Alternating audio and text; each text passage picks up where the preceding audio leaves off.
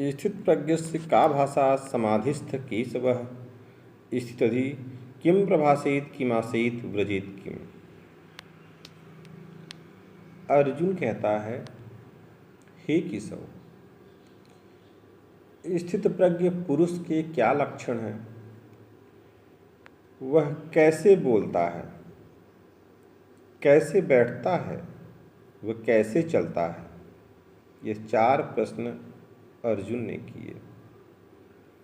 इस पर भगवान श्री कृष्ण ने स्थित प्रज्ञ पुरुष के लक्षण बताते हुए कहा,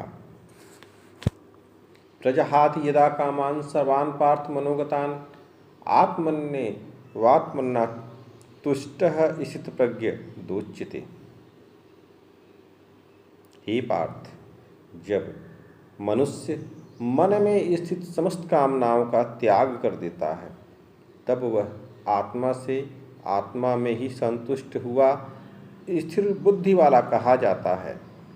कामनाओं के त्याग पर ही आत्मा का दिग्दर्शन होता है।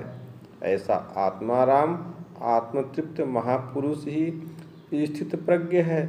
दुखेष्वधिगमनाः सुखेषु विगत स्पृहः वीतराग भय क्रोध स्थित ही धीर निर्मुचते।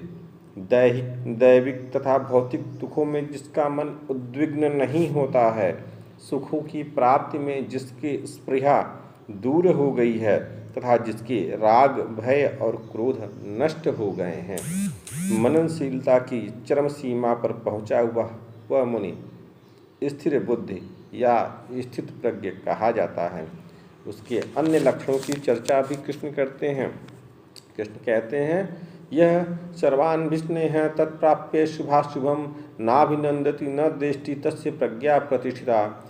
जो पुरुष स्थित प्रज्ञ होता है, वह सर्वत्र स्नेह रहित हुआ शुभ अथवा अशुभ को प्राप्त होकर न तो प्रसन्न होता है और न ही वह द्वेष करता है।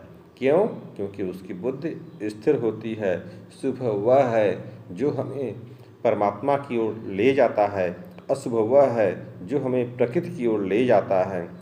स्थित प्रज्ञ पुरुष अनुकूल परिस्थितियों के प्राप्त होने पर न तो अत्यधिक प्रसन्न होता है और न ही प्रतिकूल परिस्थितियों के प्राप्त होने पर अत्यधिक द्वेष करता है या उद्विग्न होता है, क्योंकि प्राप्त होने योग्य वस्तु न उससे भिन्न है और न पतित करने वाले विकार ही उसके लिए हैं।